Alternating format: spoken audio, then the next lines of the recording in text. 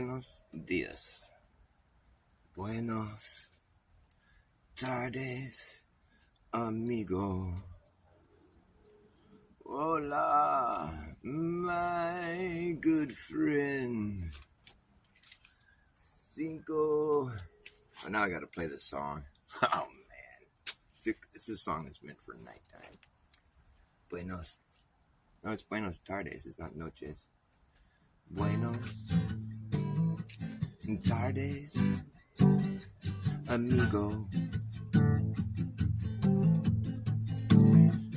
Hola, my good friend. Cinco de Mayo's on Tuesday, and I hoped we'd see each other again. You killed my brother last winter. You shot him 3 times in the back, and I still hear Mama weeping. Oh, Mama still dresses in black. The people of the village surrounded.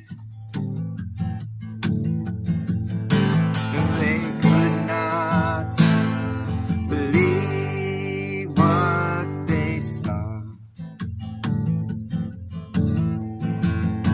I told them it was you who killed him, and that I'd find you and put you to the law.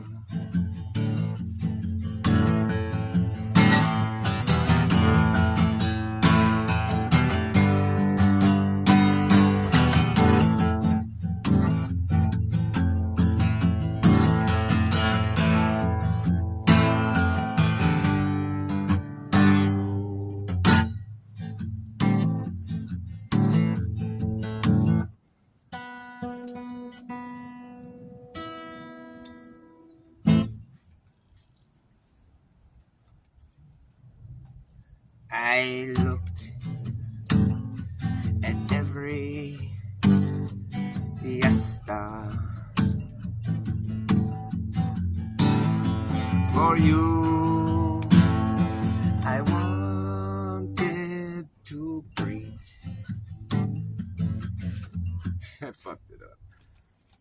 Maybe I'd sell you a chicken with poison interlaced with the meat. That's a song by Ween. Ween! W-E-E-N. Capital W, capital E, capital E. Easy for me to say. What? Oh. Ween. One of my favorite bands ever. Dean Ween and Gene Ween. A couple of fucking crazy kids from New Jersey that just decided to write music together. And they wrote some really interesting music. It's very interesting. But it's good. You must have heard their hit song, "Push your little daisies and make them come up." Oh no, is it dead?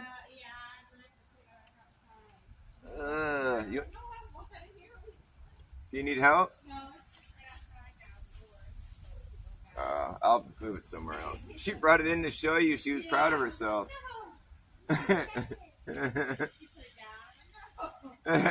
She's like, look what I caught. That's cute, though.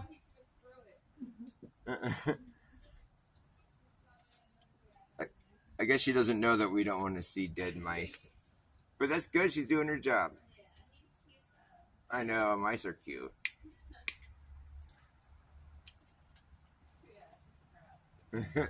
That's cute too, though.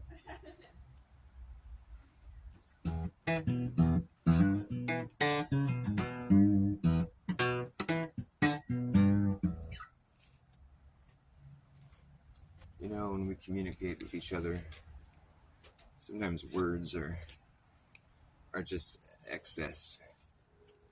Words can just get in the way. Words just a lot of times can't convey what the truth actually is. A lot of times words can lead you the wrong way, misguide you, can be lies, can be veiled truth, can be misunderstandings, just simply wrong or correct, but you might not hear it correctly. It's best to take those words and pair them with the body language of the person delivering them. Of course, people that are deceitful will know this, and they'll be very refined in their delivery of deception, deceit. They'll understand that people who are looking for deceptive people and their deceiving ways, they understand that that's something that people will look for, body language, the smirk, duper's delight, the hidden hand, the hidden insight, the hidden eye, the hidden agenda.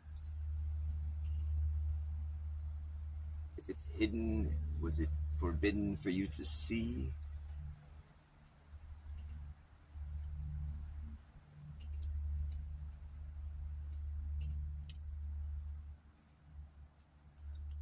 Will you believe it if you do?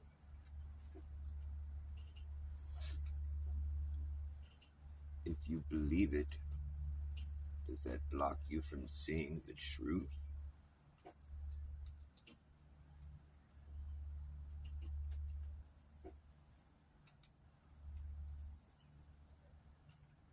Fleeting thoughts, intrusive thoughts, thoughts that get lost in the mix, into the memory hole.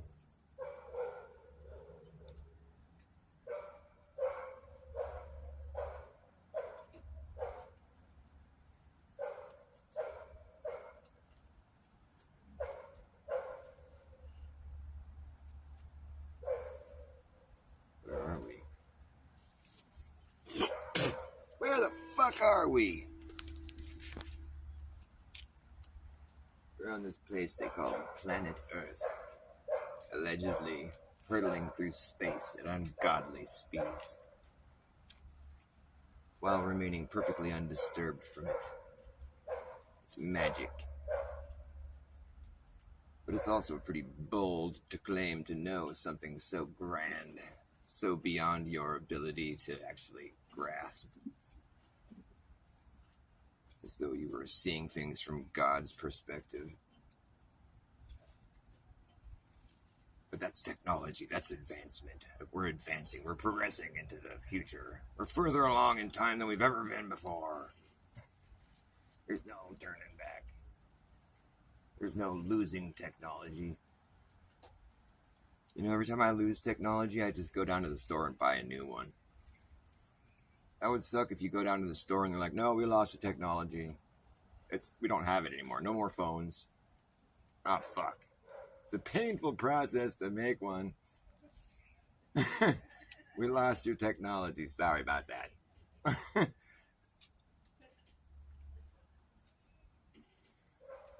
But it seems like that's something that happens to us. Like we can't even fathom how they used to build these buildings we witnessed. I heard some interesting stuff about the old world buildings. Apparently there's reports of the people that, I mean, this is like, you know, eyewitness accounts or whatever. It's not like documented necessarily. Maybe it is, I don't know. But people that were tearing these old buildings down were finding all kinds of crazy shit in the walls, like embedded in the walls or whatever. There's like copper and all kinds of like conductive metal running through the walls. And I'm not talking like, plumbing pipes. I'm talking about like just metal. And, we're like led to believe that these fucking buildings have these lightning rods or whatever. I'm not really sure you want to have lightning striking your building. So does that really check out? We put a rod right here at the top of our building so it gets struck by lightning. Is it supposed to prevent it from striking something else or something? What was the reasoning behind that? I forget. But like, I wouldn't want one on my house. I don't want to attract the lightning towards us. At any rate, it's quite possible that there's another story here. There's something else going on. They found like mercury and like gold and some really like interesting metals and such on some of these old world buildings. And stuff where it's just like there's something else going on. Mercury has a weird response. You can make it move with electromagnetic frequencies, apparently. And Mercury has really strange qualities. You can float an anvil on Mercury. That shit's fucking weird. It's so dense. But it's fluid, though. It looks like it's fluid, like Quicksilver or whatever that shit. I don't know much about it. I'm just spitting stuff that I heard before and seen. I remember one time we broke an old thermometer when I was in biology class, and I guess it had mercury in it. Because all the stuff that was inside the thermometer spilled out onto the ground, and we all watched it happen, me and all my classmates. And it all balled up in all these little silver balls. It was like the fluid from inside the thermometer turned into a bunch of little silver-looking balls all rolling all over the place. It was fucking weird.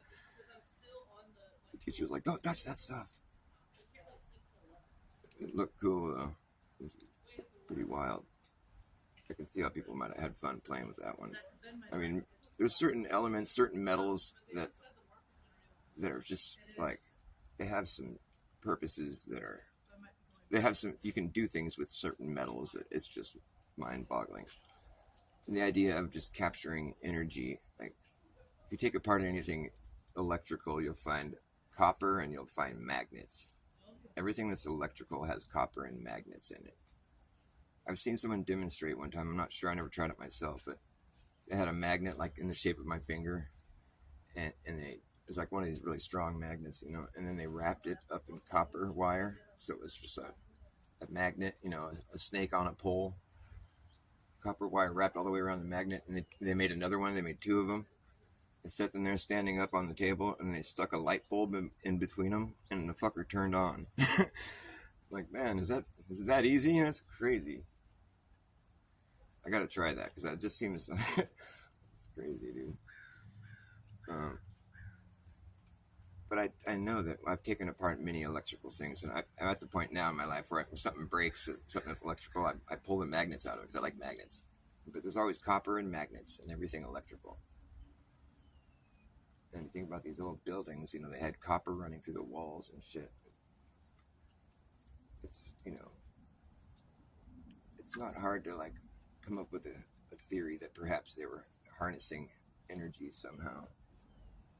And with the mercury being involved, I mean, if you can make something move with the frequency, make it turns, it's like you can start putting, connecting some dots. It's like, well, perhaps there was frequencies moving the mercury that was causing some energy, and they were gathering it somehow in the walls of this building. I'm sure I sound crazy, or maybe I am crazy. I'm just trying to think of some ideas about like some of those old world buildings we have. Like, I don't think we're getting the full truth on all that. I think there's a lot of information missing. And perhaps it's unknown information, but the information that could be presented is that we don't know where these buildings came from. That would be better than just trying to claim that you built it, but not having any, any like information about how it was built or who built it or what the fuck. Or how a building this massive and incredible could be built in 1 year when it's just not even feasible, especially at the time period when we didn't have all the, diesel engines that we have now and things. It was like, you're going to move all these tons, hundreds and thousands of tons of heavy masonry just to source the masonry in the first place. materials is a lot of work, man. You got to have these quarries, and you got to find the places that where you can make a quarry to find marble and all this other stuff. You know, it's like it's not like it's easy. It's not child's play. Like when you're starting off in a country and you're like, we're gonna start from the ground up here and start building some log cabins, start learning how to farm in the areas that you live in, and fish, and you know, and you're like, might want to make some piers. You know, you're using wood at first, I would imagine. It's the easiest and most accessible material you're going to use for building, and stones. But like, you know, you're not going to be. I mean, it takes a while for a society starting from the ground up. Granted, they're bringing stuff over on boat. I'm talking about America, the story that we get. But like, you're not going to bring however many thousands of tons or more than that. But it's like all this tonnage of like heavy masonry. It's not really. There's only so much you can bring on a ship across the sea, or that you'd want to, maybe. I mean, anyways, it's like I think we're told that they sourced a lot of the materials here. I don't know if we're even told, but it's like just to go find a place where there's marble, and you know, and then start making a quarry, and then get it all cut out of the mountain, and fucking, you know.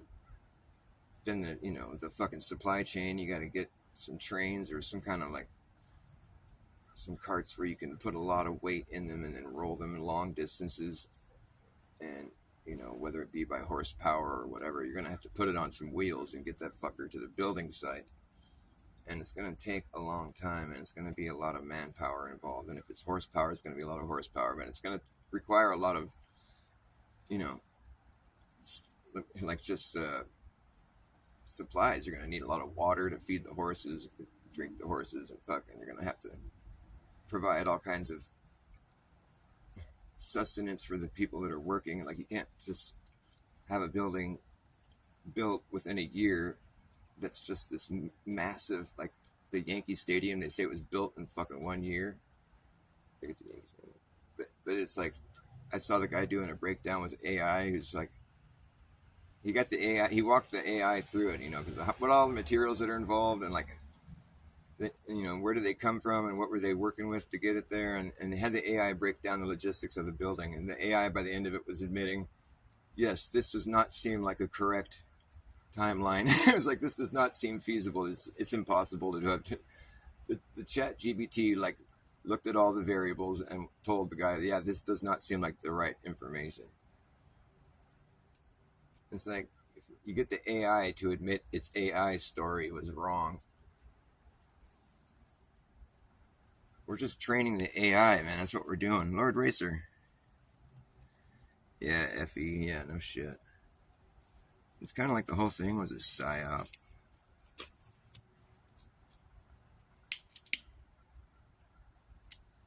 I could tell you why I think the Earth is flat. And I probably always will. Although, it's not that I want to just cling to my beliefs necessarily, but I'll never understand this one thing. And like, nobody ever talks about it. And nobody ever even understands me when I explain it, but I keep trying. I just don't. It's like it keeps me up at night, man. I'll tell you what it is. Although if you watched my shows before, you already know. Here's why I became a flat earther in the first place, and it really had not a whole lot to do with anything other than the epiphany that I had. I mean, being put on the thought of like perhaps the Earth is flat was what got me there. But like, I took all the information from Flat Earth. You know, I've watched all the stuff that I could possibly cram into my brain. I'm sure there's more information still, but it was looking like there's a possibility that perhaps the Earth is flat, just how it looks. And so I pondered that, and then I saw the globe arguments, and I saw that there was a lot of fallacies. You know, it was pretty obvious that it wasn't as sure thing of a reality as it seemed at the time, you know. And so like I just took it all. I'm like, well, this is weird, you know. And I went and sat by myself and I thought about it for a while, and I had this epiphany one day, and it was that distance, like, I don't know, I don't mean to be redundant. What's up, Chili-ing? But like, if you were to imagine yourself standing just anywhere, like, because you have to think that you live on a globe right now for this thought exercise. Now you're standing here just anywhere, and now imagine a circle, just an imaginary circle around where you stand. You're just like there's a circle around you. Now, while you're staying right here in the middle of this circle, now imagine that circle expanding evenly in every direction. It just grows, and it's going in every direction evenly. So you're still right in the middle of that circle that's expanding. It just expands. So now if it kept expanding indefinitely, do you think you would always be right there in the middle of it? That seems pretty much like a sure thing, right? Do you think if that circle kept expanding evenly in every direction, you would always remain right in the center of it, right there in the middle? As it expands indefinitely or until it runs out of room or whatever, like the circle would expand, you would always be right in the middle, right? Doesn't that make sense? Don't you think just about anybody would answer that question? Yes. The answer is yes, Dr. Bas. You would always be right in the middle. Ask Neil deGrasse Tyson. Neil deGrasse, do you think I would always remain right here in the middle? Is that logical? Circle's expanding in every direction evenly. I'll always remain right in the middle of it. That seems pretty reasonable to say yes. The answer is yes. I'm going with yes. I should do like a Glober game show or something. Yes, the answer is yes. We're going with yes. It seems logical. Yes. Okay, yes. Well, the answer is no. If you live on a globe, no. The answer is no. I'll tell you why. Because that circle that's expanding, that you were imagining yourself in, and it's expanding evenly in every direction, it's expanding, expanding, expanding, expanding. And eventually, if you live on a ball, that perimeter is gonna reach the median, the halfway point across the ball, right? Like if you were standing at the North Pole, the equator would be the median, right? You follow?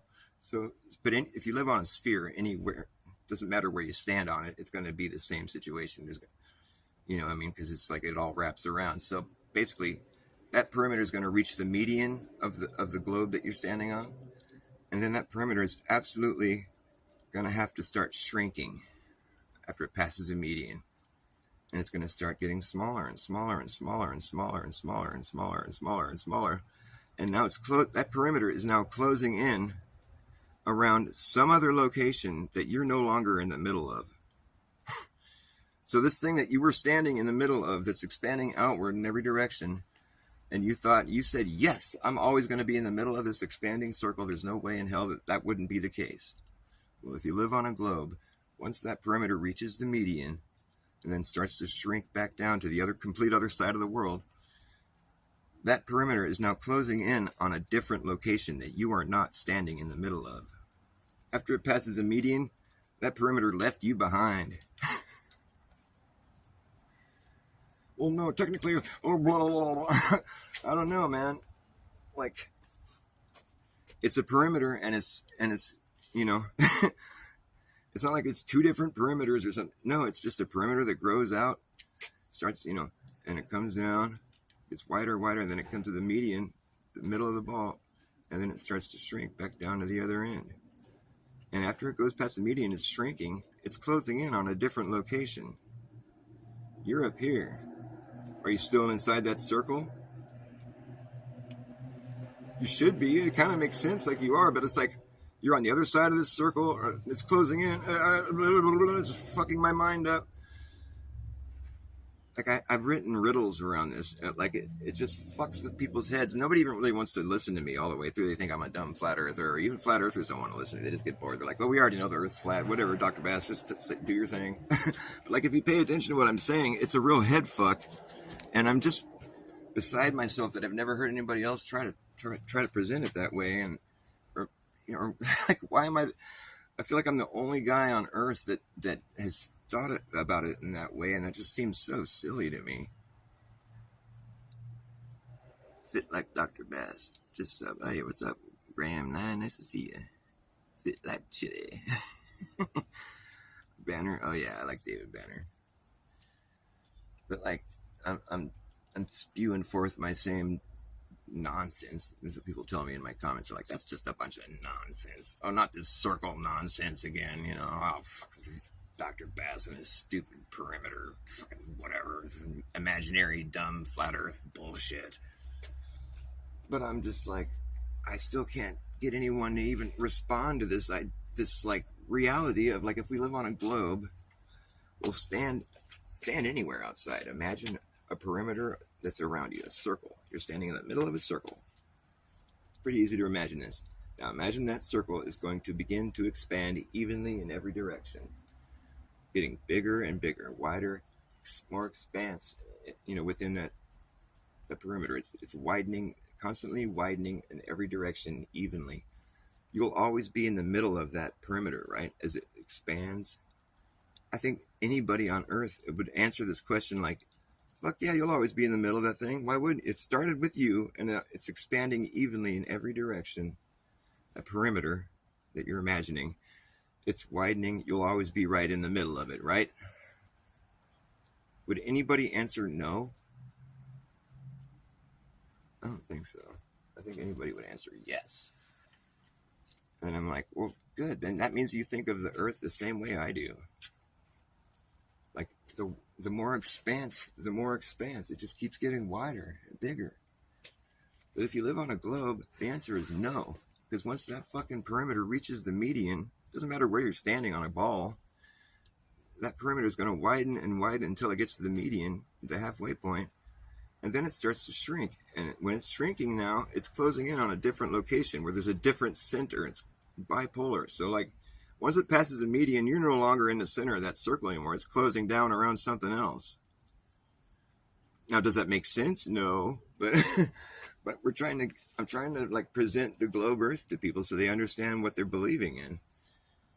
I mean, it might be the case. I mean, it's still a pretty fucking wild thought experiment to put yourself through. Where you're like, how come I wouldn't be in the middle of it? The perimeter, it like flips around. And the thing is, they say about the latitude lines, all the longitude lines are the same length. Okay, they say that they're circles, I guess, because they circle around the whole globe. But really, if you look at a compass, I mean, the needle is straight. It's pointing to the north. It's not pointing to the south. Well, kind of is, but it's correcting to the north. South is just the opposite direction. I mean, as you can see, the south is just any way that's not north. Like it's radiating, it's not like just one spot. But so the north and south lines are straight. The needle makes a straight line. It's a straight line. North and south would be straight lines. And obviously east and west are circles on the globe model too. So east and west are circles, the latitude lines. They get bigger and bigger and bigger and bigger and bigger. Now on the globe model, they'll tell you that the fucking equator is the only straight line. The latitude is the only straight line. It's the equator. They say it's a straight line. That's what they say. Although I don't, it's like if you're going to start with circles that get bigger and bigger and bigger, I would think you would end with circles. However, what they say is the equator is the only straight line. Now I would think, check it out. If you're going to go ahead and place global coordinates on a flat plane, what's it going to look like? Well, you're going to, you know what I mean? It's like open up the globe and put it on a flat plane. Well, you're going to end up with circles that get bigger and bigger, and then there's going to have to be a straight line because the circles are going to have to start curving back the other direction.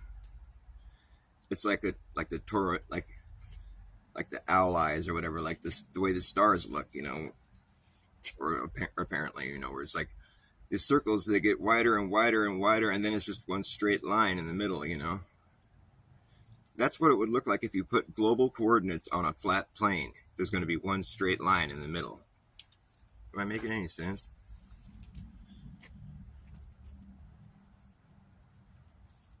So if they tell you that there's a straight line involved, that would give you the impression that perhaps what you did was put global coordinates on a flat plane. Are they just like admitting that that's what they did? Because they should all be circles, right? I mean, technically, because it's a ball. But they'll tell you that the equator is a straight line. Am I tripping? Is that the flat Earth that says that? I don't think so, because I think the flat Earth would declare the equator as a circle.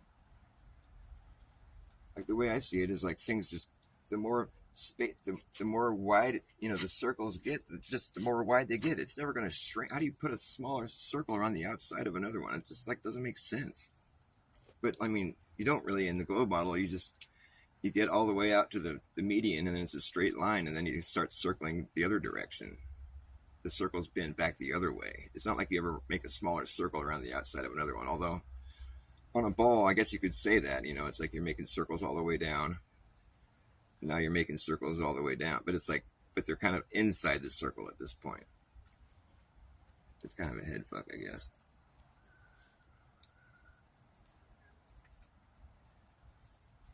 It's still flat. Yeah, I feel like there is kind of a point where both models, flat and globe, there is a kind of a point where you sort of have to depart from reality a little bit. Like with the flat Earth, the part where you have to depart from reality is how the sun is working. Jaren's right about that. I mean, how am I getting sunshine while it's circling Antarctica? That doesn't make sense to me. My phone's already dead. What the fuck? It was charged. Oh, I gotta plug this thing in.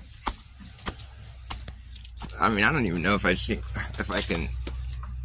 I mean, does the globe model, like, is it that good where it can, like, explain how that works? I mean, I think that since I'm so much further north of the equator, that it should be hard for me to see the sun if it's circling Antarctica in that little circle down there where they were standing.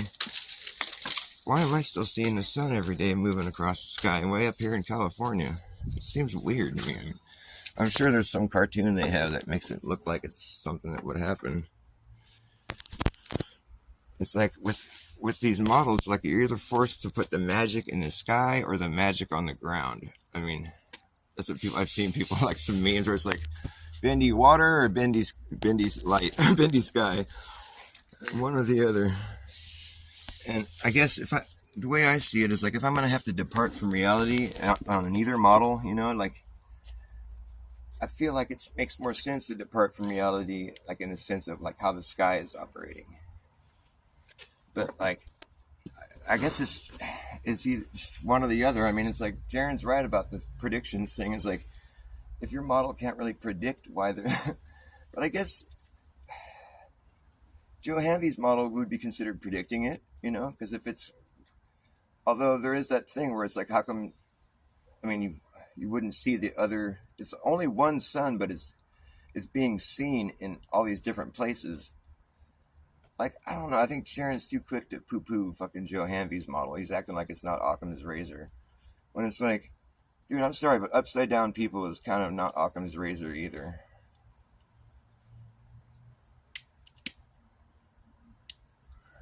I mean, am I tripping, or should I have Jaren give me a good talking to? What are you doing being a flat earther after all that? After we proved it wasn't? I don't know. I don't even want to claim anything like that. I don't even know what I don't fucking leave the earth and look at it. I mean, we're just guessing, Like, the earth looks flat. Hello. I'm just like giving the objective review of what I see. There's certain things that we observe in this reality that would lead you to believe the earth might be shaped in a weird way, in a sphere, maybe because of the way the sun is being viewed in Antarctica 24 hours a day. And I'm up here, I'm way north of the equator. Like, I'm in California, Northern California. I'm like, I don't know how far up that is, but it's like I'm like halfway up to the North Pole or whatever. And I'm seeing the sun move across the sky every day. I'm looking at it right now, but it's circling down at the bottom of this ball. How does that even work? I'm like, because it's so far away, but still, would you really see? Shouldn't it be blocked by? Am I tripping? Like, somebody help me out here. I'm like a fucking first grader. I don't know all this stuff. I gotta go take all my classes again and figure out how the globe Earth works.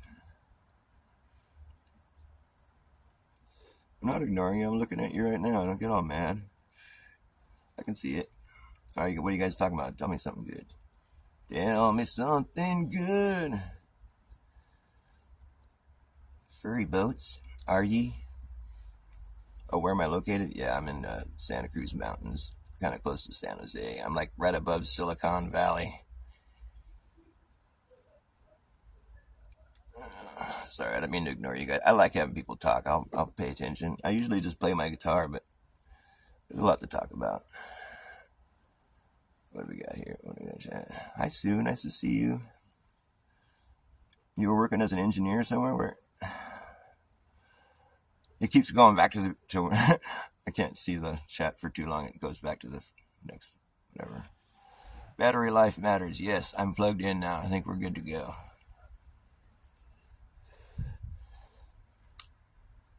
You're only having a laugh. Lord, well, that's what people come to Dr. Bass Ackwards channel to do. I'm easy, bro. Let's laugh. I got some good jokes. Want to hear some jokes? I make up my own jokes. I write all my own dumb dad jokes. Let me think of one.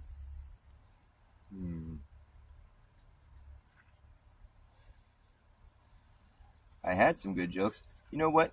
You can saddle up and travel light, but can you travel up and satellite?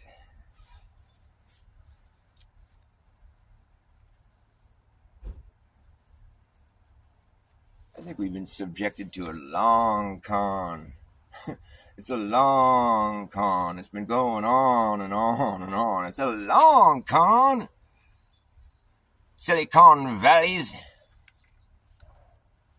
We've been subjected to a long con. It's been going on for a fucking long time. It's a long, long, long, long ongoing con. It's been going on for far too long. They're conning you senseless. They're conning you senseless. Can you sense this? Are your senses just gone? This thing's all out of tune. Oh man, it sounds awful.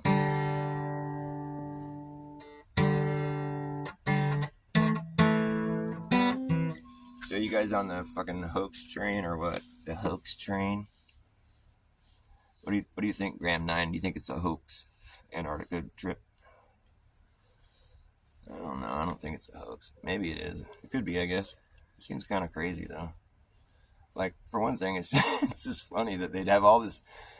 It'd have to be like I keep saying the same comment in chats. I'm like, this highly controlled, well thought out, high budget, fucking scripted production, and then Witsit just fucked it all up with his dumb vape, trying to cover their ass. 5 minutes from Disneyland? Wow, and I'm 5 minutes from Silicon Valley, California. California. That's where we live, in California.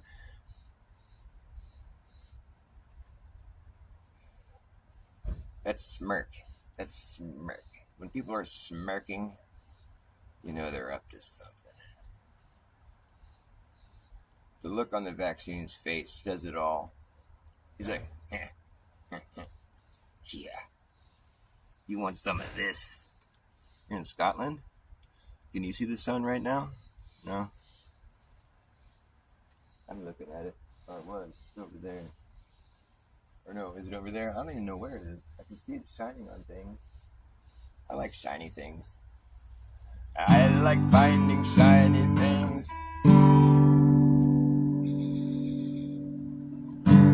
Oh my goodness. Let's get the other guitar.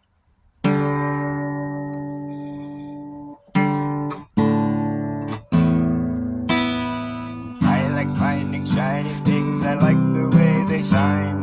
I like finding shiny things. I find them all the time. If you see me finding things, I'm probably finding shiny things. I'll find them all and hold them all in me. I like those shiny items. You can buy them at the store. I like those shiny items, but they cost a lot more than those boring, non-shiny things. So I like finding shiny things for free. If you see me finding things, I'm probably finding shiny things. I'll find them all and hold them all away today.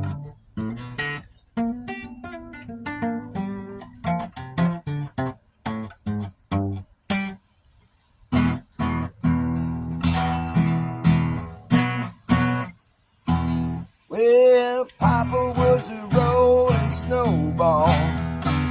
Wherever he lay, flat was his home. They say he rolled away one cold, cold day. You know he's out there rolling still. still down this hill. The further he rolled, the bigger he got, until he got so big that he could not stop. Roll on, Papa! Woo! Yeah, Papa was a rolling snowball. Wherever he lay, flat was his home. They say he rolled away one cold, cold day. You know he's out there rolling, still rolling down this hill. It burst through the front door, proceeded to melt into a puddle on the floor. Then Mama came in and mopped his ass up. Roll on, Papa! Woo! I'm a snowball too, busy rolling after you.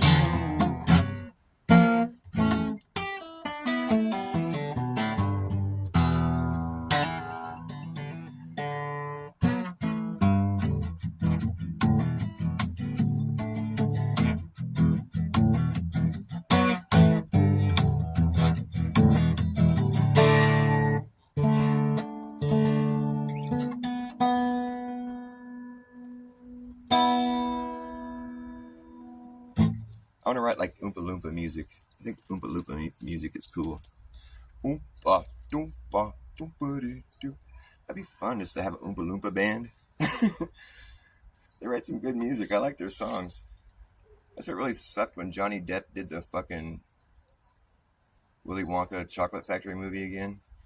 They redid it, you know. They didn't have the same good music. It was all this like weird disco music and shit. It wasn't the same. I like the old Oompa Loompa music.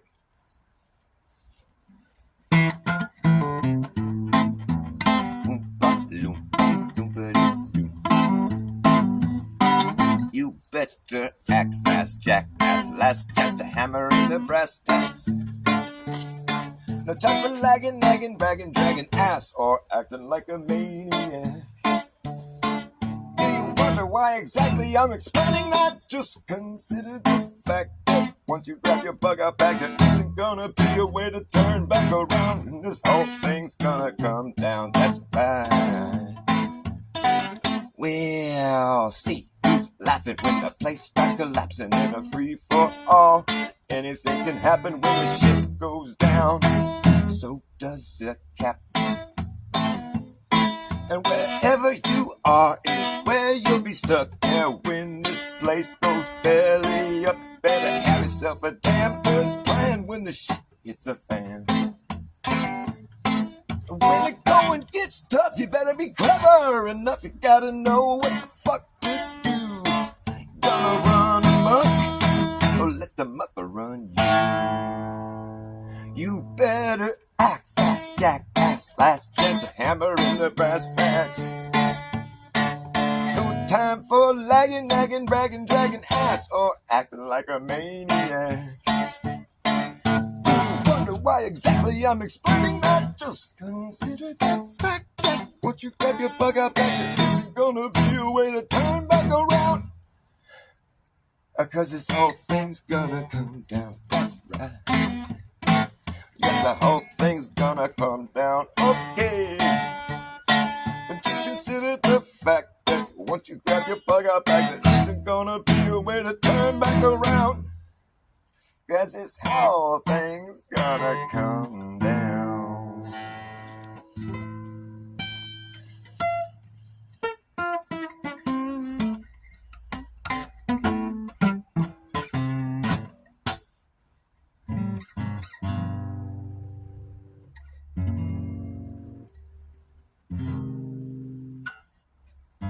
You know, if the Earth is a globe, they really had a hard time proving it. It took a bunch of flat earthers to go down to Antarctica for their big home run. We win! I mean, what the fuck?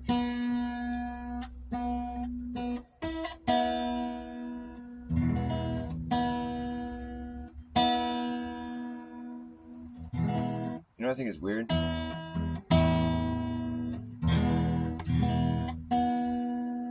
Jake the asshole claims he showed Jaren the SunCalc data like fucking 8 years ago or something, a long time ago. the sun calc data, which basically anybody that looks at it, I mean, objectively is going to be like, well, there must be a 24-hour sun in Antarctica based on this sun calc data. It kind of paints a picture for you. And I heard the way Jaron sort of hand waved it, like, oh, it's just globe stuff. It's like, that's not critical thinking. It's almost like he just didn't want there to be a 24-hour sun in Antarctica. He saw enough weird evidence where he was like, oh, well, there just must not be one. What about the videos? Well, they're not real videos. They don't show a fucking 24-hour cam down there. It must not be real. What about the sun calc data? Hand wave. It's like he had me going. I was right there with him thinking there wasn't a 24-hour sun. I feel stupid because I could have looked at the sun. I did look at the sun calc data, but then I heard Jaron's like fucking, he was influencing me. I don't appreciate that because now he's all switching it up, making it seem like we're all dumb for listening to him. I do feel dumb for listening to him. So hopefully he shuts the fuck up.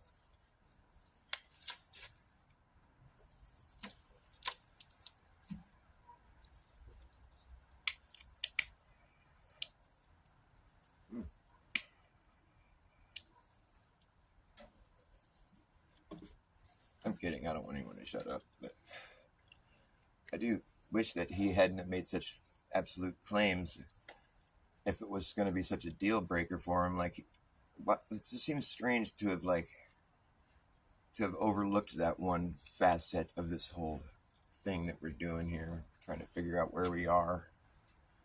Granted, he's not like all on board the heliocentric model or anything. He doesn't think the Earth is moving.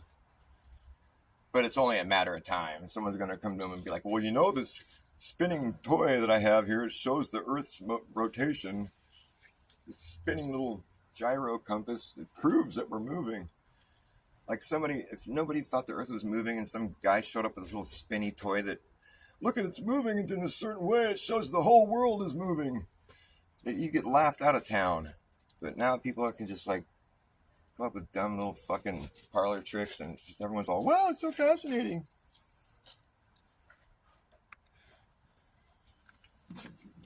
The Earth isn't what it looks like because the sun maintains a 24-hour visibility in two different locations opposing on both ends of the Earth. We must be upside down, folks. It's the only way to explain that is upside down people. Because that's Occam's razor. Upside down people is Occam's razor, right?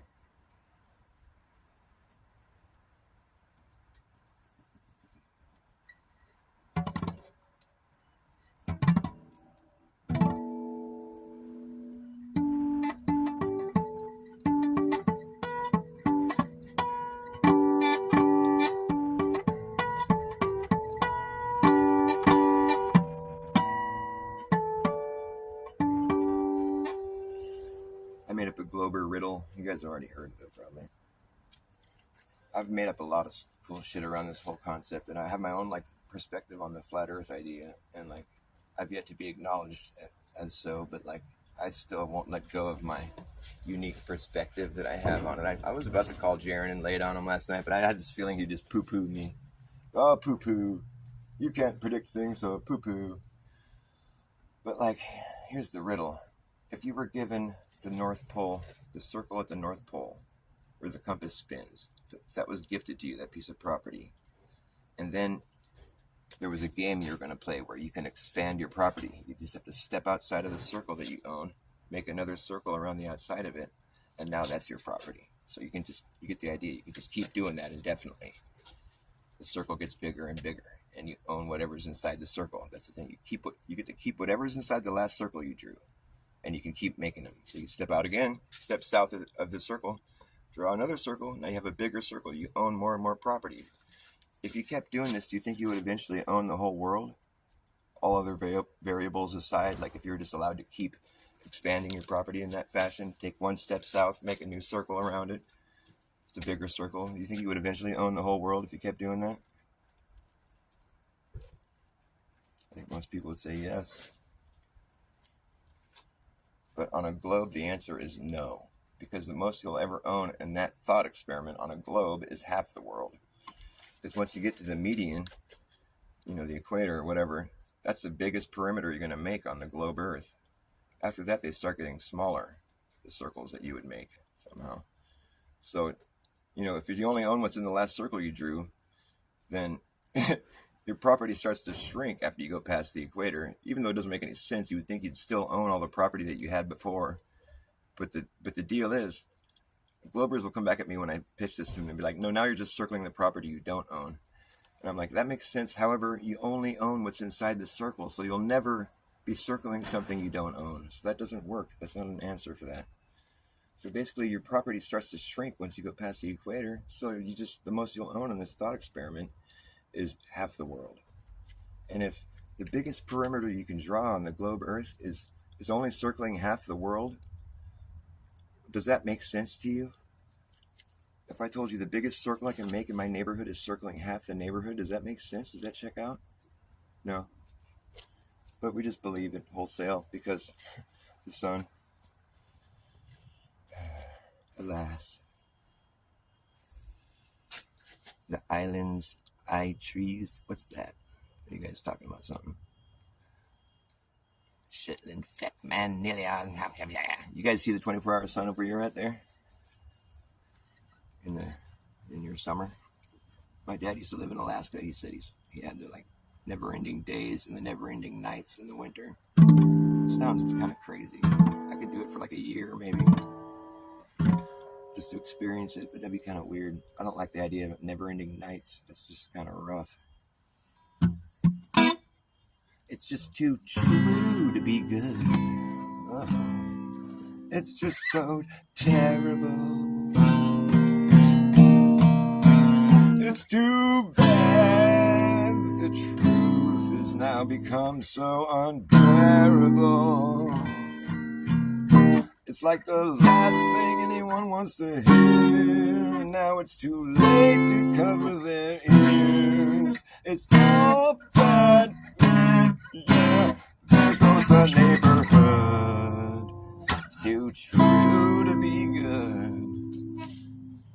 It's just wrong. I need to get something to drink. Doesn't look like anybody's even here anymore. If there is anybody's in there, will you please hang out for it won't even take me a minute. I just got to run in the house and get something to drink.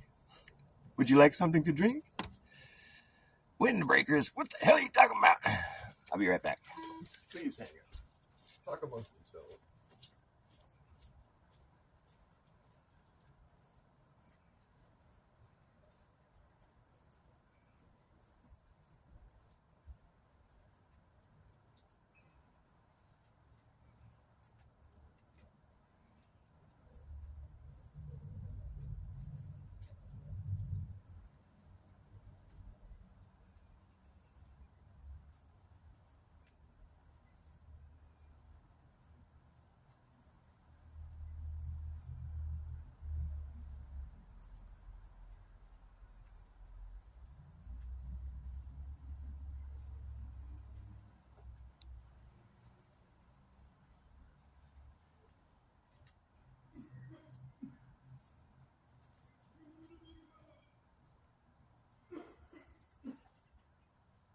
It's just terrible. It's too bad. The truth is so unbearable.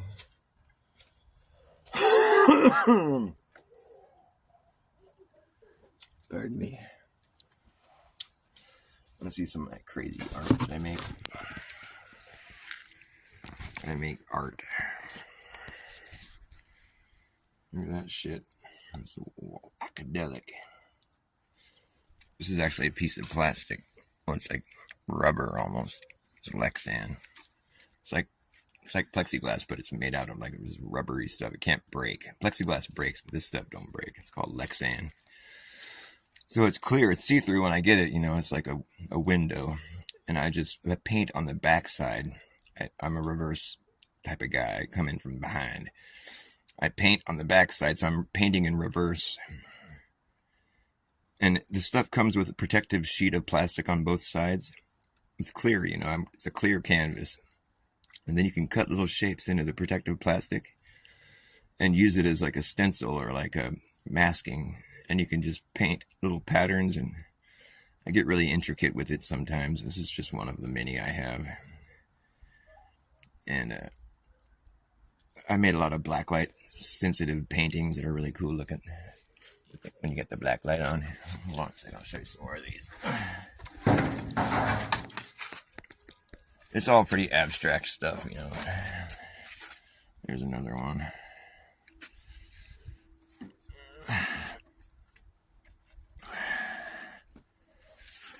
It's kind of trippy. It's sort of digital looking. I like that one. There's my Pac-Man ghost. What else do I got here? I like that one too. That's cool. See, they have the protective plastic on the front still, so like when you take it off, it's really shiny. But I leave it on just to protect it. I like that one. I forgot about that painting. That's cool looking. I like it a lot. I also paint on canvases too. Like I got canvas up there. One of them. I like that one too. It's kind of Christmassy, red and green. Whatever. I'm trying to find the camera. There we go.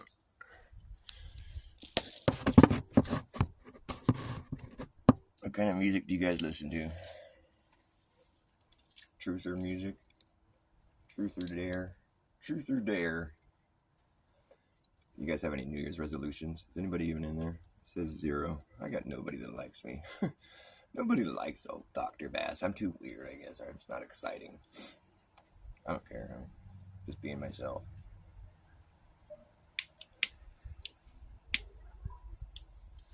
Truth or dare? I'm working on some songs. I'll play a song for you, 0.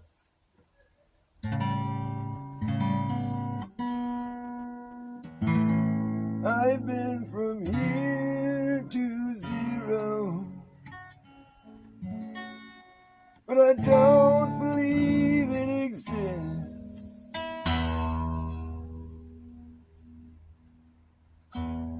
I insist that there's no such thing as nothing, but all the same, it would be logical for me to claim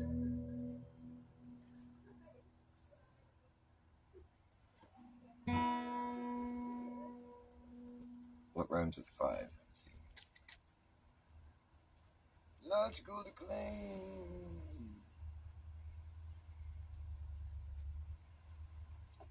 "2,025 years ago, we were living in the year 0.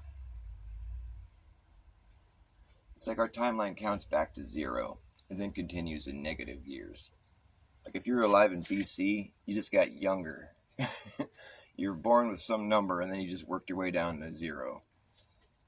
Like you got younger. You didn't get old. And in BC, you just lived life in reverse. And then our calendar is all jacked up. There's like half the months have 31 days, and then there's 30 days, and then one of the months has 28 days, but every 4 years you add a day, and the first is in the middle of the winter. I guess it's spring somewhere in the world, though, probably. To have the whole world on one calendar is kind of weird. I mean, I guess to make schedules, you kind of need that, but like on the other hand, it's like if we're going to be in tune with nature and our reality in general, like you think we'd want to consider the beginning of spring like the beginning of the cycle, like the yearly cycle. The 4 seasons. I mean, we're obviously living this cycle of years. And as the sun moves out and comes back, well, man, I guess it makes sense that there's 2 24-hour suns if we have a tropical area that's right in the middle. It's wild, though, man. It's really wild.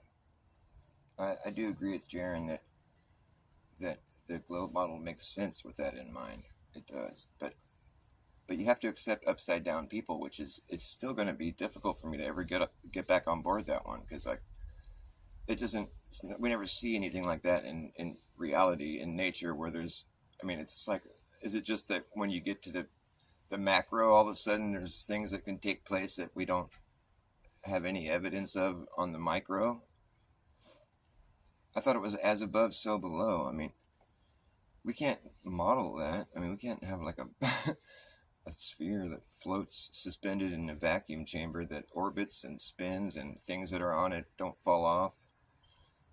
We can't model that, and it's because of the nature of gravity and things have to be really big or whatever for it to make sense. Or I don't know, man. It's like to just try to model reality is tricky in the first place. But like what we can do here on the earth, on the ground, where our disposition, we can just basically observe the sky and like all these different locations and just and take notes and be like, well, this is what you're going to expect when you come to this part of the world and this time of year or whatever. We get the feel for like we're mapping out the sky more or less, and we're coming up with when we're like traveling, that's the main thing we can use to travel is the sky, or just so we're mapping out the sky. It's like putting together a puzzle. Like, what is the sky doing when you're here, or when you're over here, or when you're over here? And I guess we're just doing that so we know what to expect when we travel. That'd be the only reason you'd really want to know all that information, or just for shits and giggles or whatever, I guess. But like, I mean, we're underneath this huge light show that's taking place. So wherever you go on Earth, there's a different like, perspective of the light show taking place, and we've gotten it down where we've like been all over the place, and we've got all these observations, and we've put it all together, and we got this idea now that we live on a globe,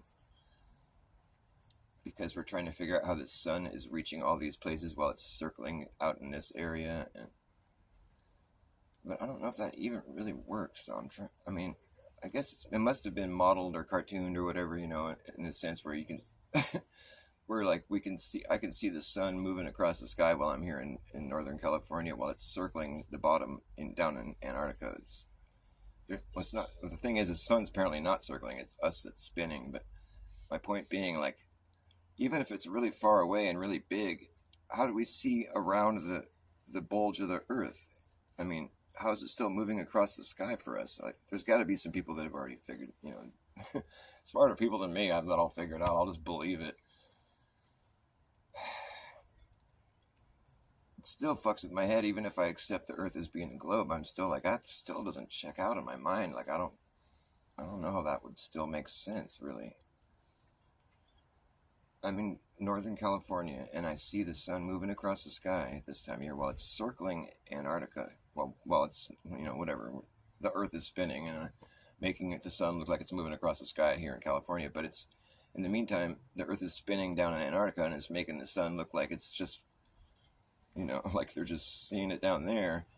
But how am I seeing it way up here on this part of the ball? I'm past the equator and some, so that you think the hump of the Earth would be blocking most of the view of the sun. Even if it was really huge, you would still not be able to see it move across the sky the way I do. I don't think. I mean, I don't know. They claim to be able to model a selenilian with a globe model, and I don't fucking know about that. And I've seen other lunar eclipses where the shadow moves from the top down. I've seen one here one time. It was maybe like 20 years ago. In the middle. It was like 4 in the morning or something. 5 in the morning.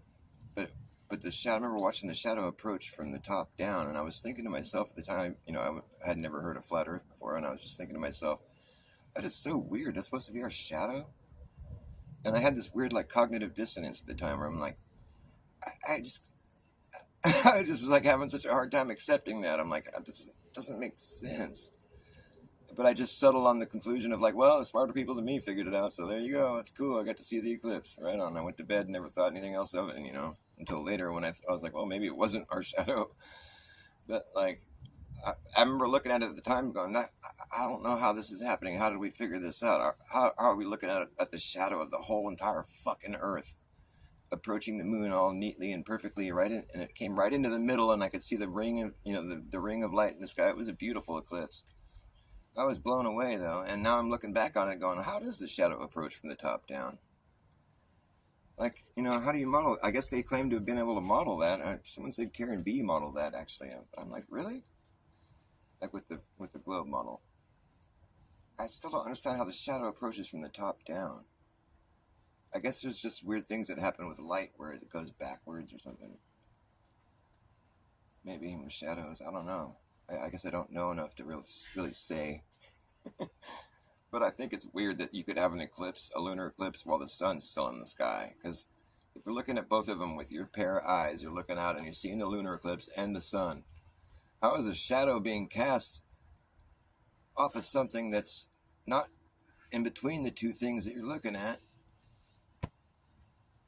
That doesn't make any sense. I don't think you can fucking model that. I don't know, man. Like these sort of questions that come up, I'm like, am I just gonna have to believe somebody, or am I just gonna figure this out myself? I mean, because all people are doing is just spitting words at you, and it might be true, it might not be true. I mean, just because people say all this shit doesn't mean it's fact, that it's just irrefutable. Although people do want to say that, and it's like, this is how it works, this is what's happening. Well, what's up with the 3-body problem? I don't think you ever got to the bottom of that. Well, we don't really know how that works, but we just know that it does. Oh, really? That's pretty confident. Maybe you have the whole idea wrong. We don't know how this idea works, but we just know that it does. Truth is true whether you believe in it or not. You see, that's how this is. It's just what you have to accept. Neil deGrasse Tyson is true whether you believe him or not. And NASA, well, they're infallible, impeccable. They're just unforgettable. And they are not very useful. The more money you shovel at NASA, the more rinky-dink they get. It almost looks like it's low budget.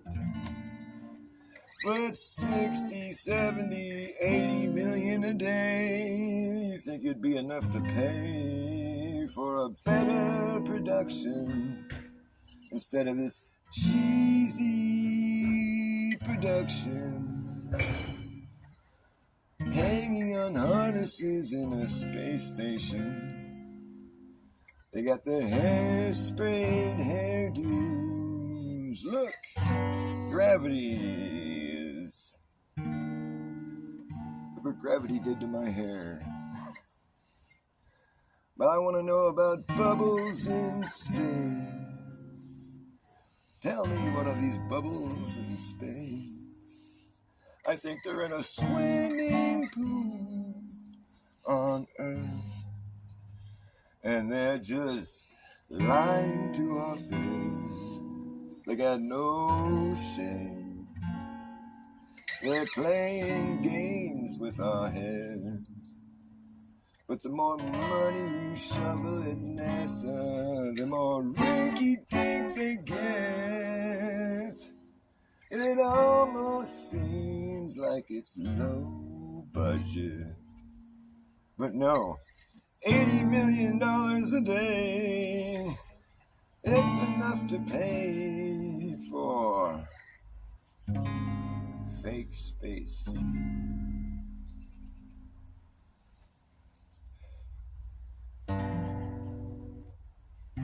I'd go to the moon in a nanosecond, but I don't have the technology right now.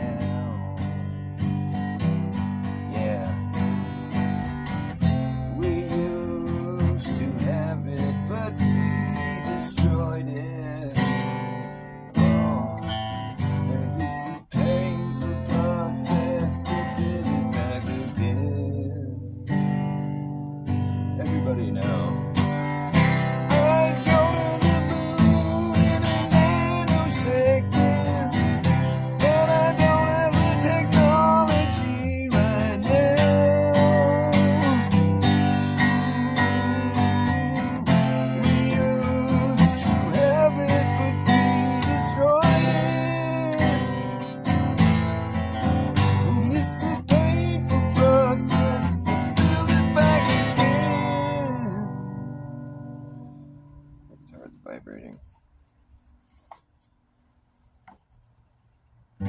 They destroyed the technology. Yes, they did. I would have done the same thing. Quick, take this thing out there in the back, hook it in the dumpster, light it on fire. Don't let no one see that shit. It's embarrassing. The limb. Yeah, the dumpster fire known as the Apollo moon landing missions. They were a real kick in the pants. Watch these astronauts get to the moon and laugh and dance around and sing songs.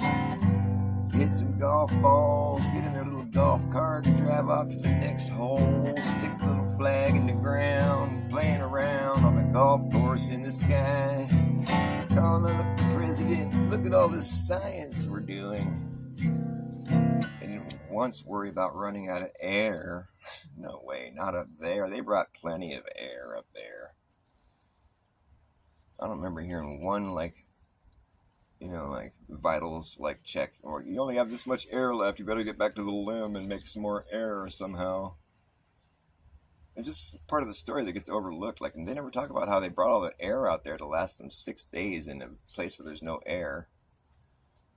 Talk to somebody who goes scuba diving. Would you go a place where there's no air and hang out for 6 days? Could you be able to bring enough air, you think? How do you keep getting air? When you have to repressurize, you have to put more air in there, and you have to breathe air, and you have to keep breathing air for 6 days straight. There's 3 guys. How do you make that much air? What do you do to make air? Does somebody know how they make air?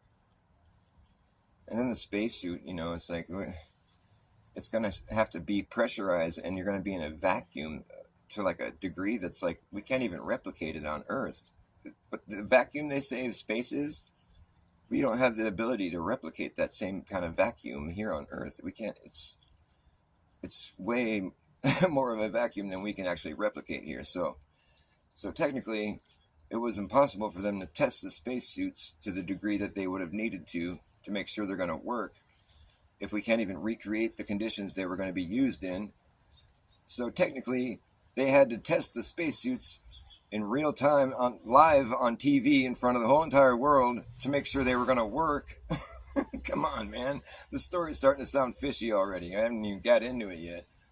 If you can't recreate the environment that you claim space is going to be, where they're taking these spaceships and spacesuits, so you can't recreate the conditions they're going to be used under, is it going to be safe? You're going to go up there and just try it for the first time in front of the whole world live on TV? Really? What if it doesn't work? That's a risk you felt like taking, apparently. How did you know it was going to work is what I want to know. If you can't recreate the same conditions here to test it in. Is there a gap in logic there, or am I just stupid? And you're going to test it live on TV in front of the whole world to make sure it works? How did you learn how to do all those maneuvers? The deploying of the limb out of the orbiter, and then the orbiter orbiting for how it orbited for a while. There, the dudes that were down on the moon, they landed on the moon. They've never flown a spaceship like that in the conditions that they were flying, and it's never something you could have practiced anywhere else, according to them.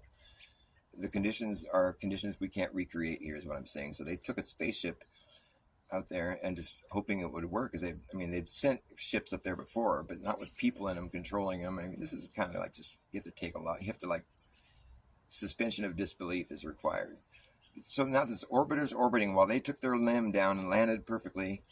Now they're out on the moon doing things, and they have to repressurize to get back in the limb and then fucking launch off the moon.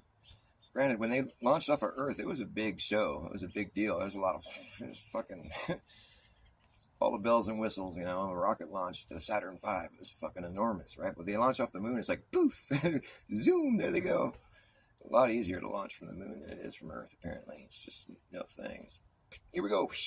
There's no flames in space. In the vacuum, you can't see flames, so you don't see any of this thrusters firing off like you did down here on Earth, where it was fucking, you don't want to get nowhere near that thing. On the moon, it's just all, there it goes. You can't even see any flames coming out the thrusters. It's just there we go. Cool. They made it up there. They connected. Rendezvous with the orbiter was successful. They landed all up all perfectly and pulled it in. These are maneuvers that they've never done before. They've never been able to practice because you can't recreate those conditions on Earth. They simulated them in this simulation, and so they knew exactly how it was going to work because of the math. And, all the times they'd sent other crafts there, apparently, they just took all that information and factored it in with the math and like did the simulation so the guys knew what it was going to be like when they got there, even though they'd never practiced it there before. But they just knew because of the math and because of the other ships they'd sent up there that were unmanned. These remote control ships that they sent up around the moon. They had no problem doing shit like that back then. Now it's all this big fucking to do, and it's like when they finally crash something into the moon, it's like this fucking, they're jumping for joy. Although, I mean, we never can see any of this stuff from here. Like with our technology, we can't see that they actually landed something on the moon. Nobody's ever seen it from Earth. That's why when they go back to the moon, they're going to land on the dark side, I guarantee you. Guarantee you they're going to, because we need to go study the dark side of the moon now. Yeah, that's right. Now that you guys have P-1000s and shit. I have a feeling that we probably would see them if they were to land on the moon with our... Do you think you could see them land on the moon with our cameras that we have now? I mean, you can look up pretty close to the moon. Maybe it would just still be too small. I don't know. I would think that you should be able to see some sign of them landing on the moon with our cameras, Maybe if you just had like one of these observatory type fucking telescopes or something, I think we'd be able to see them if they landed on the side that's facing us or whatever. I'm just assuming that it's even possible. Like I say, if you ever do get to the moon and they really do want to go land on the moon, I bet what they're going to discover is that they're like, I know we're going to land over here on this spot, but like, we got to change the plans. We got to land on top. What do you mean? Yeah, we got to land on top of this thing. What made you think we could land on the side? We're sideways. We're going to fall. What? What made you think you could land anywhere on a ball? Oh, well, we just figured because Earth is a ball and nobody... Oh, fuck, are you serious? Yeah, we're going to land on top. We don't want to fall off.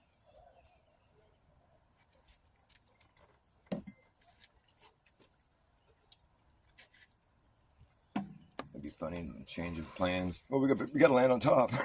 We can't land on the side of this thing. We're going to fall off. Like, whoa. So you can't land anywhere on a ball? Whoa.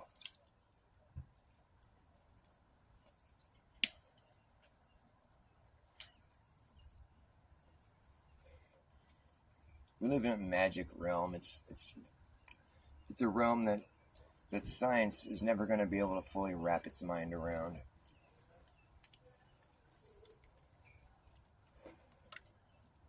I mean, you have to have gravity in order to have a globe Earth. That's all there is to it. But the thing is, gravity can't be really tested in the way that you would normally scientifically test things, where you can,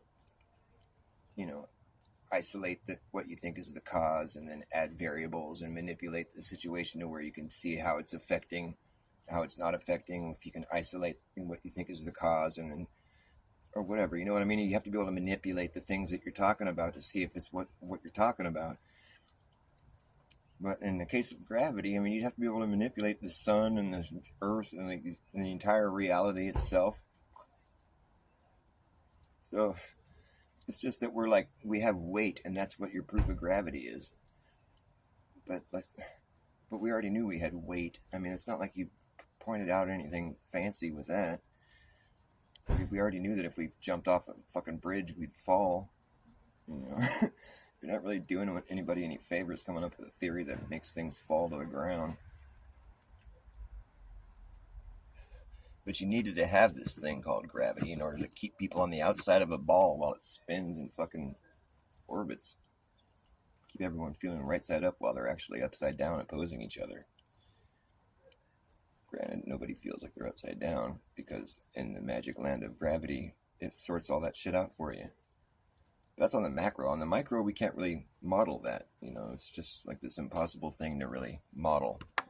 We have to use cartoons to show how it works because we can't just float a sphere in a vacuum chamber and have it spin or do all the things that we do here on Earth. We can't have things not fall off it. And it wouldn't be able to work because of the gravity, We have to be able to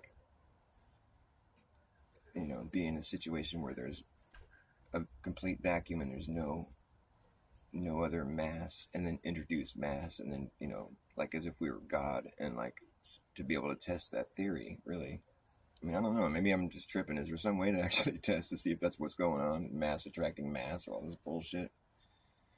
I don't even think that's what they think anymore. I think it's more like, I don't even know what they think, but I think that basically nothing's falling. We're all on the ground. Everything's just trying to reach equilibrium, settle into its spot, into its groove. Naturally there's cycles where like water is cycling, it goes up in the air and falls back down, defying gravity. But like to have a law that sort of, the proof of it is just the effect that you're claiming it's having. That's kind of like anybody could do that. That's not really very smart. I mean, it's kind of clever. The proof of gravity is the effect that we say gravity is having. If there wasn't any gravity, things wouldn't fall. And I guess their proof of gravity is that they float when they get up into the space station. But the thing is, with their hairspray hair, it doesn't quite look real. It looks fake. Like the chick with her hair sprayed fro. She's all, look at my hair. And she goes upside down. It's all, her hair doesn't move at all the whole time. Like, why are you pointing at your dumb hair? It's embarrassing. The ISS has too many mistakes. Like with all that right there, I mean, it's, what the fuck, man? It's creepy, weird. They're gonna have a fucking pretend space station and make all these videos trying to fool everybody? That's fucking creepy, weird. What the hell is really going on? If Earth is a ball, it sure ain't the ball that you're claiming it is, because why would you have to fake all this shit all the time? It's fucking weird, dude. It's creepy. I don't think they're just faking it to save money or something. I think they're faking it because they have to. And as far as Antarctica being a real trip, well, we're just going to have to wait and see. Once they start posting all their videos. Right now, we're in the same situation we were in before. The only 24-hour sun videos that are online have been posted by people that are like fucking sketchy, or just deceptive people that have made a point to like fight, the conversation of the flat Earth because it was making them money. And I don't even know if they really believe the things that they say, but a lot of times it's just like, we've seen these guys just be outright deceptive, and then we've caught other people posting 24-hour sun videos of Antarctica where it was like proven to be fake. And, I mean, I don't, it's just sort of the thing where it's like, we're just in the same situation we were in before, until we get some flat earthers posting some shit up there, and then we can sort of, they're already on trial as whether or not they're being genuine. I think they haven't been proved to be liars, except for Austin's vape thing. I think that's pretty embarrassing. But I haven't caught Jaron any big lies. I mean, I think it's possible that Jaron's entire career was a psyop. But all the same, I mean, psyops are only psyops if you fall for them, which I did. However, what I'm saying is that, like, he wasn't lying. I think maybe there was a few times where he sort of avoided certain truths that weren't gonna make his whole like spiel fucking work. Here's the thing: your beliefs will block the truth, so that's what we all have to be careful of. Your beliefs will block you from seeing the truth. That's what happens. So we can't be just so set on flat Earth that we're just like not going to see truth if it makes itself known. But like for me, like I just don't understand how you can accept the globe Earth until you've actually seen it and witnessed it. You can infer it from the observations you make here on the ground, but all the same, you haven't witnessed it, so it's not something you can really claim as being fact, in my opinion. Because there's all that stuff to consider with it, the upside down people and all this motion that would be taking place without it disturbing anything on Earth. And, in my own personal perspective, where I've had my own flat Earth proof from the gate, ever since I became a flat earther because of my epiphany that I've had, and I've shared it with people. I've been trying to share it for the past fucking 8 years. Not one person has fucking been moved to even say anything about it. I find it to be oddly sus. I've tried to bring it up with other like prominent flat earthers who just kind of like fucking turn their nose up at it. But for me, it is what made me even jump on board this in the first place is my own epiphany that I had, and I still, to this day, have yet to make anybody see it the way I do, and it's really aggravating. It almost feels like a conspiracy against just me. You guys are all ganging up on me to make me crazy.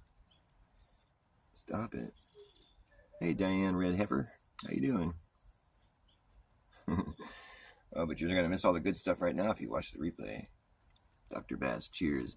Oh, you're out of here, huh? Graham9. How do you pronounce your name, anyways? Graham. Is Graham? Graham. Matrix Break. What's up, man? How you doing? Matrix Break. I'd give you a wrench here, but you know what? I can't do it from my position here. I'm using this app. I give most people wrenches unless they're like being mean. Then I just say, make my day. My New Year's resolution is to not be rude to people or insulting. Not that I'm usually insulting, but sometimes I'll let people kind of drag me into it, you know, like people say mean things, and I respond with a mean thing, you know, but I was realizing that how often it happens online, and, you know, I just think that it's mean to be mean, and I think that people could really stand to benefit from more of us just making vows such as this. I'm going to follow the golden rule and not talk shit to people, even if they're talking shit to me. Because, for one thing, I feel like you hold the upper hand, even if you look stupid and someone clowned you and you just don't respond with anything clowning them back. It's like, what? I mean, you don't really gain anything from insulting people, and if people would just stop doing that, then we'd all be a lot happier. And I think a lot of cases it kind of hinders people from pursuing truth. They get laughed at and they're like, ah, fuck, never mind. You know, just be nice to people and then you won't have any drama. I don't like drama, personally. Yeah, I'm mostly alright. I mean, I don't bring trouble either.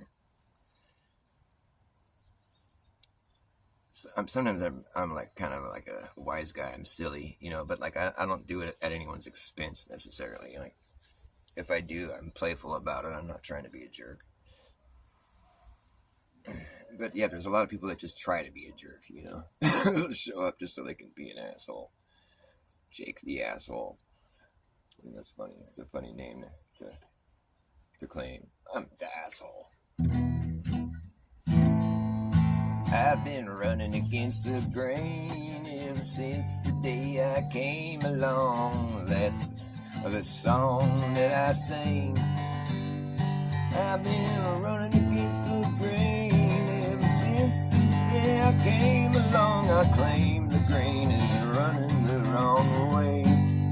Yeah, but when you run against the grain, it causes friction, and you know that friction really starts to burn. And when it burns, you know what's going to happen. That's when this place here is going up in flames at the end of the game. The end of the game, end of the game.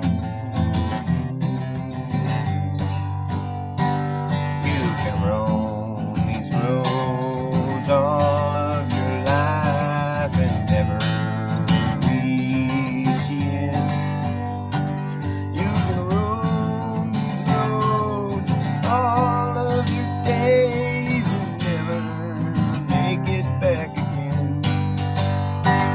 Every road leads you back to Rome. Maybe this whole place is Rome.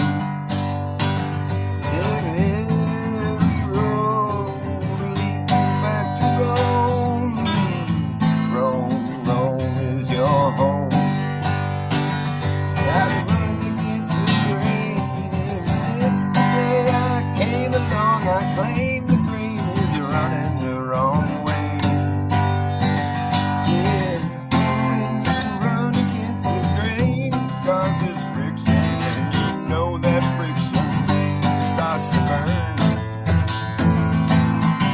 And when it burns, you know what's gonna happen. That's when this place is going up in flames at The end of the game. The end of the game. The end of the game.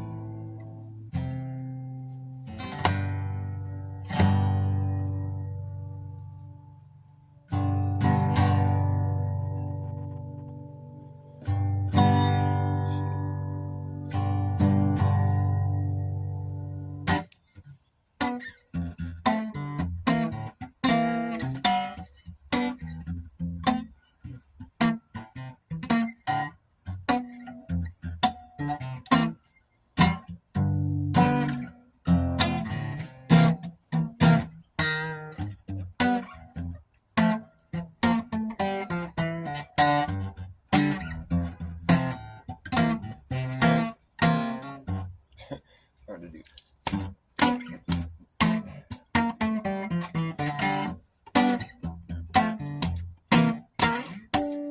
When my mind is mud, I will laugh again.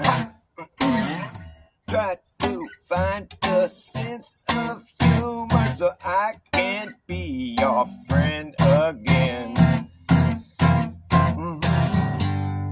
But your head's in the sand. You don't look like you have any other plan. Ooh, you have lost your charm. And it really shouldn't have to be this hard. No, it shouldn't have to be this hard. No, it shouldn't have to be this hard. No, it really shouldn't have to be this hard. Ooh, trouble comes in pairs. The third time is the charm. If by the fourth time you don't see a pattern forming, well, you just don't know what you've begun. You don't know what you've begun. You just don't know. You don't know what you've begun. And you don't know what you've become. You just don't know what you've become. You don't know what you've become. You don't know what you've become. Now your story starts to spin. You're burning candles at both ends, playing a game that you know you're just not going to win. You know, you're just not gonna win. Just not going to win. When my mind gets muddy, I'm gonna laugh again. Having a muddy mind is just fine with me. Can't you see I don't need my brain washed? My brain ain't washed and it's staying that way. When my mind is muddy, it's okay. People laughing at me. Never see a man with such a muddy mind. Coming in with their mind, look at that thing shine. It's spotless, but it's spotless. When my mind's done, I'm gonna laugh again. Ooh, try to find a sense of humor so I can be your friend again.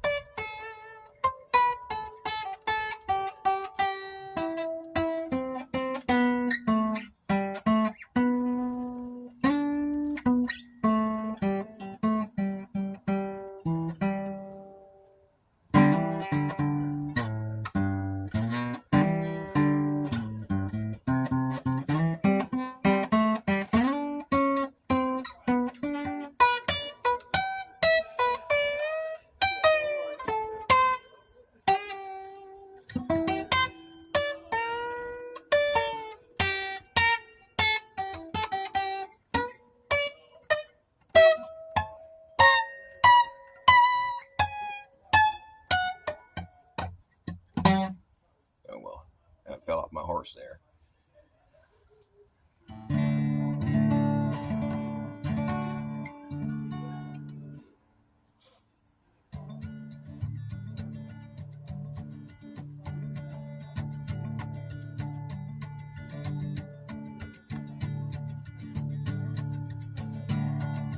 Got no reason to believe 8,000 miles below the ground there's people carrying on with their lives upside down. I got no reason to believe 8,000 miles under my feet. There's kids riding their bikes upside down the street. Got no reason to believe any of that bullshit.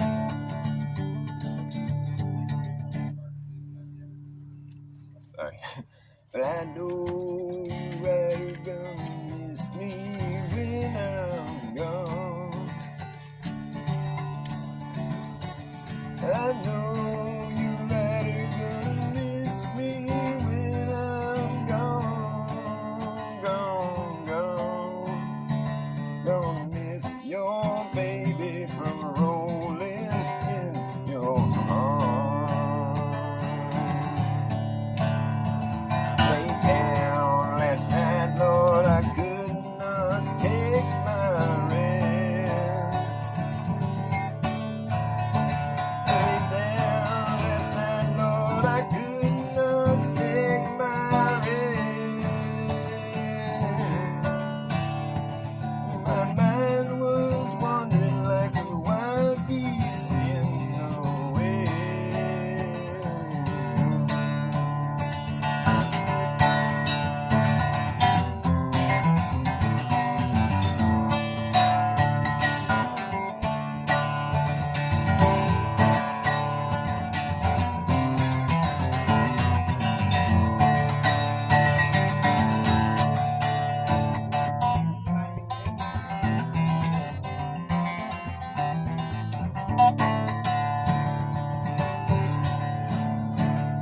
The sun will shine through my back door someday. The sun will shine through my back door someday. Much wind will blow all my troubles away. I wish I was a headline on a northbound train.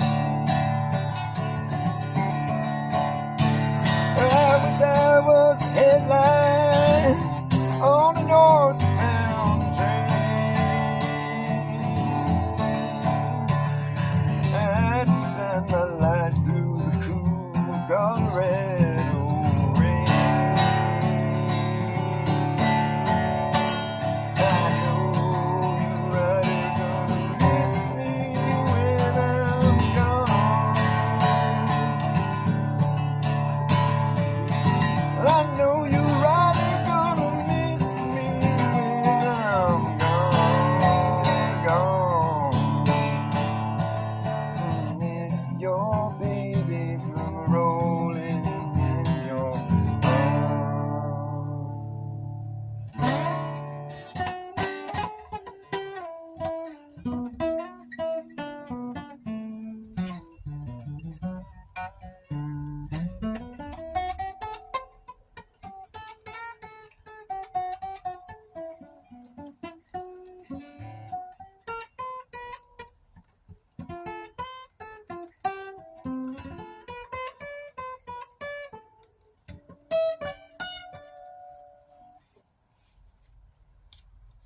I'm a rebel. I'm so rebel. I'm a capturer. soul adventurer. See the morning sun. See the morning sun on your side. If you're not living good, I beg you travel wide, travel wide. Said I'm a living man. Said I'm a living man, and I've got work to do. If you're not happy, children, then you must be blue. You must be blue. I'm a rebel, so rebel.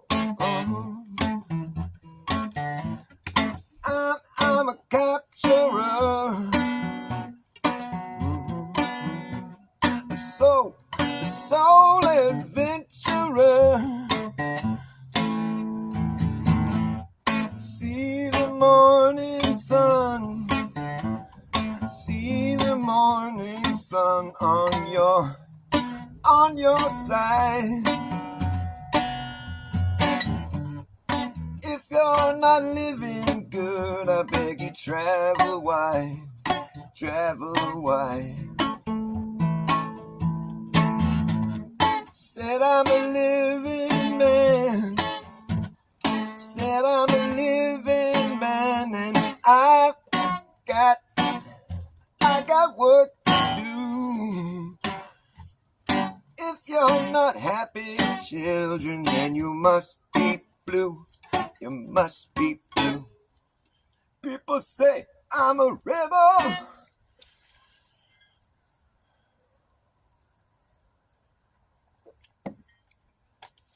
I'm a capturer.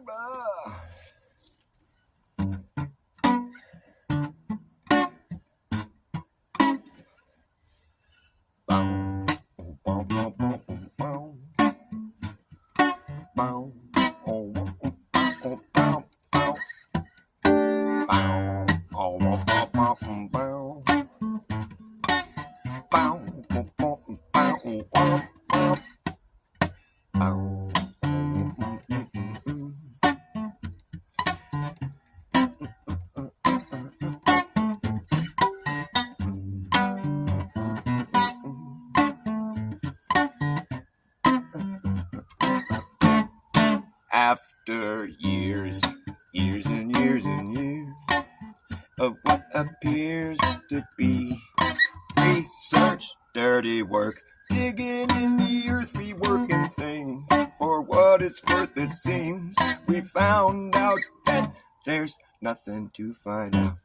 The fact is, we don't know the facts. The fact is, we don't know the facts, even though we've been acting like we do for so long now. It's just hard to backpedal with your foot in your mouth. Pretty much the only thing we can say for sure that is true is that eventually time catches up with you. Time catches up with you. Time catches up with you. You're young now, but soon you will be 52. Time catches up, it doesn't stop. It's like a watch, it ticks, it doesn't talk. You got to keep your eye on the clock. It is what it is, unless it isn't, then it ain't. So don't faint from being so stressed. I guess it'd be best if you want to take some time off your feet. But don't miss a beat, 'cause forward is the only way through. Yes, some time is catching up with you. Here it comes. Time catches up with you. Catches up with you. Catches up. Don't you know? Time catches up. Catches up. It catches up with you. Look, there it goes. It is what it is, unless it isn't, then it ain't. So don't faint from being so stressed. I guess it'd be best to take some time off your feet. But don't miss a beat, 'cause forward is the only way through. Yes, and time is catching up with you. Here it comes. Time catches up with you. Time catches up with you. You're young now, but soon you will be 52. Time catches up, it doesn't stop. It's like a watch, it ticks, it doesn't talk. You got to keep your eye on the clock. Up. I lost my train of thought there. Time catches up, it doesn't stop. It's like a watch, it ticks, it doesn't talk. You got to keep your eye on the clock. I forget how that goes after that. Time catches up, I know. It doesn't matter which way you go, gonna track you down on every road. Time catches up. It doesn't matter which way you stare, wherever you look, you're gonna find it there. I gotta wrap the show up. Nobody's even watching me anymore anyways. It's all good.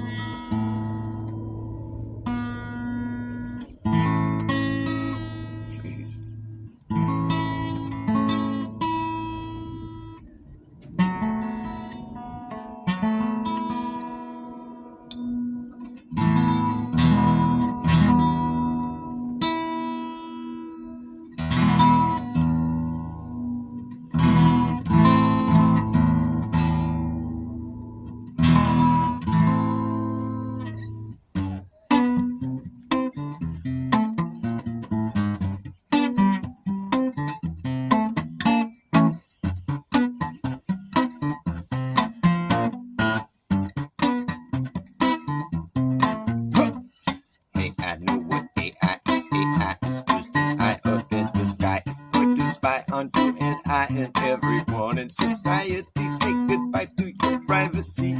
Yeah, it's the most realistic shit you're going to get, but it's still fake shit. Don't mistake it for being real. It's not alive. Teach it how to walk, how to talk, how to pick a lock, how to wash your socks, how to read your mind.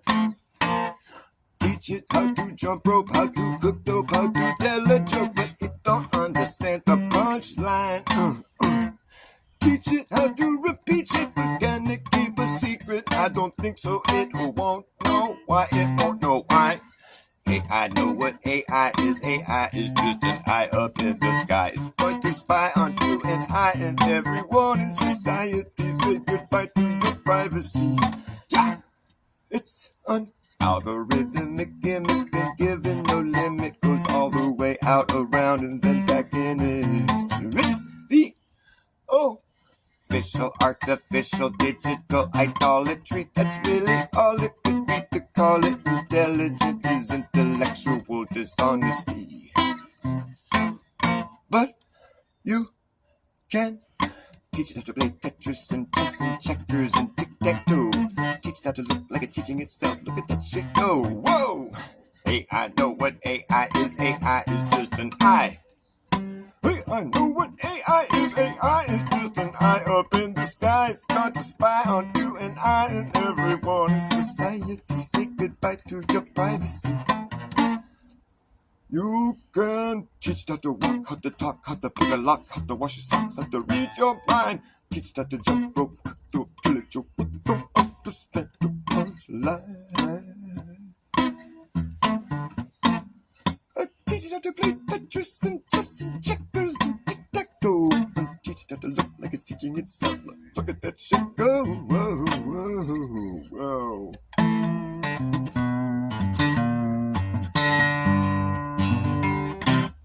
I'll do one more song.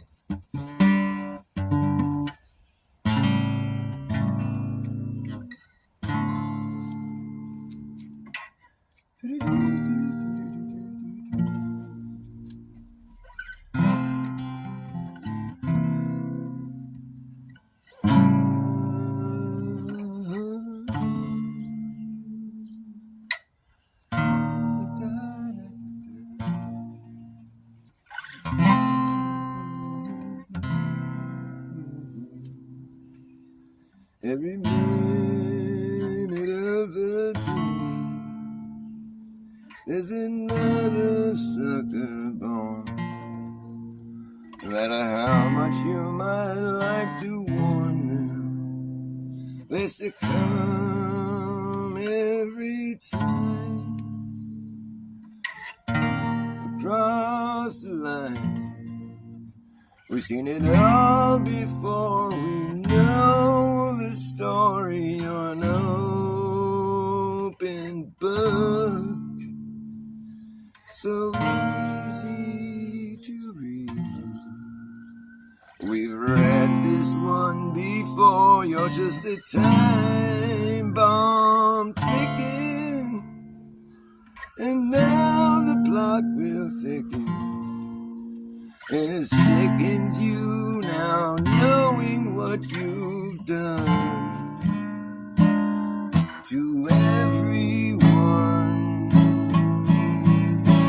Whoa, Satan runs with hating, and he's baiting that hook, always trying to reel you in. Yes, he's sitting there waiting for you to look, and now you have sinned. He's always waiting.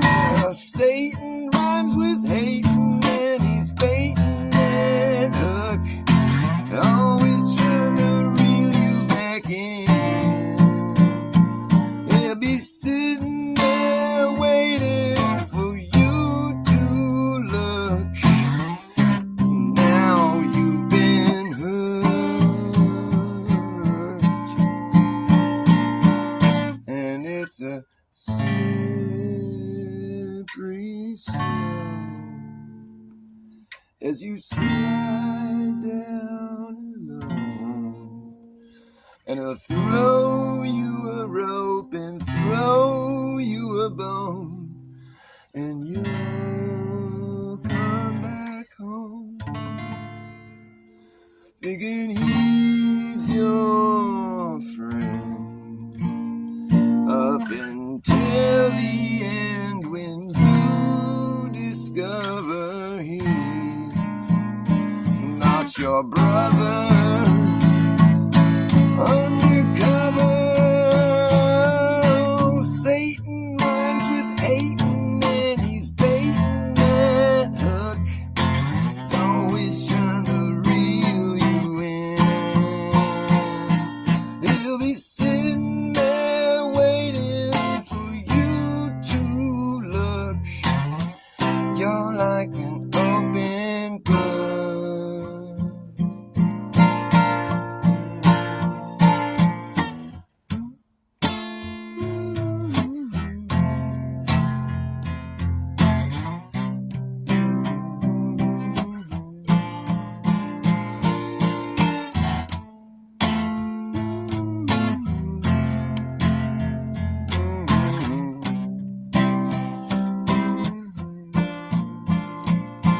Yes, he's sitting there waiting for you to look.